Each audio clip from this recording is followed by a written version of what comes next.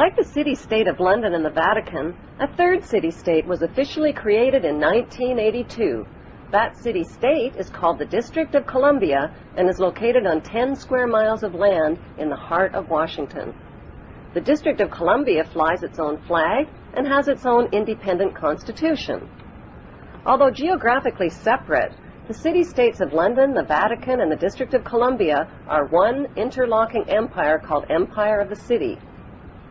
The flag of Washington's District of Columbia has 3 red stars, one for each city-state in the 3-city empire. This corporate empire of 3 city-states controls the world economically through London's inner city, militarily through the District of Columbia, and spiritually through the Vatican. The Constitution for the District of Columbia operates under a tyrannical Roman law known as Lex Fori, which bears no resemblance to the U.S. Constitution. When Congress passed the Act of 1871, it created a separate corporate government for the District of Columbia. This treasonous act allowed the District of Columbia to operate as a corporation outside the original Constitution of the United States and outside of the best interests of American citizens. A sobering study of the signed treaties and charters between Britain and the United States exposes a shocking truth. The United States has always been, and still is, a British Crown colony.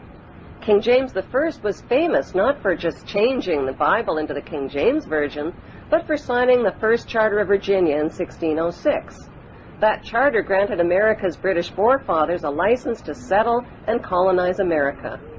The charter also guaranteed that future kings and queens of England would have sovereign authority over all the citizens and colonized land in America stolen from the Indians. After America declared its independence from Great Britain, the Treaty of 1783 was signed. That treaty specifically identifies the King of England as the Prince of the United States and contradicts the belief that America won the War of Independence.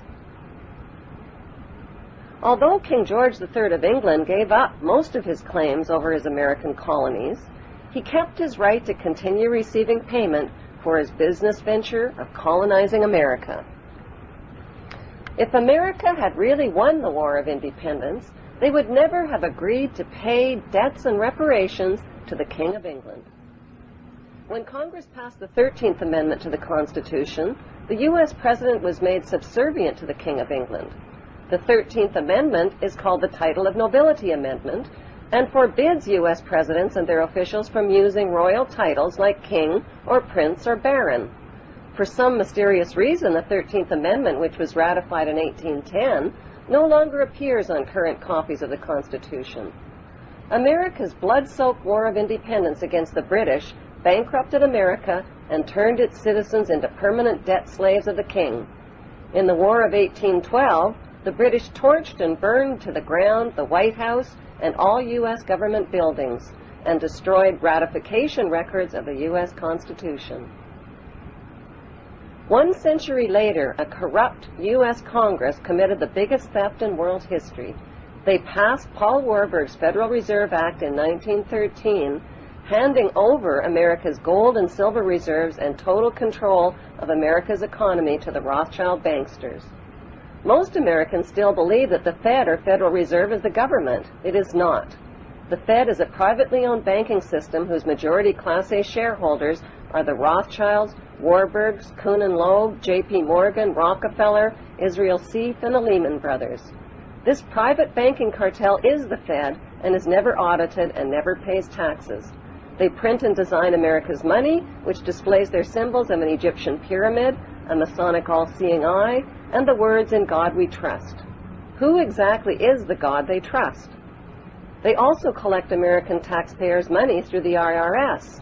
Then they loan it back again with interest to pay for roads, bridges, and other public. Most U.S. citizens believe that the United States is a country and that the President is the most powerful man on earth. The United States is not a country. It is a corporation, and the President is President of the Corporation of the United States. He and his elected officials work for the corporation, not for the American people. Since the United States is a corporation, who owns the corporation of the United States? Like Canada and Australia, whose leaders are prime ministers of the Queen and whose land is called Crown Land, the United States is just another Crown colony. Crown colonies are controlled by the empire of 3 city-states. At the center of each city-state is a towering, phallic-shaped stone monument called an obelisk that points skyward. In D.C. city-state, the obelisk, known as the Washington Monument, was dedicated to Freemason George Washington by the Freemason Grand Lodge of the District of Columbia. The secretive Brotherhood of Freemasons laid the Washington obelisk's cornerstone in 1848 and contributed 22 Masonic memorial stones. 250 Masonic lodges financed the Washington Monument obelisk, including the Knights Templar Masonic Order. At the heart of London city-state is a 187-ton, 69-foot-tall Egyptian obelisk called Cleopatra's Needle. It was transported from Egypt and erected on the banks of the River Thames. In Vatican City, another Egyptian obelisk towers high above St. Peter's Square.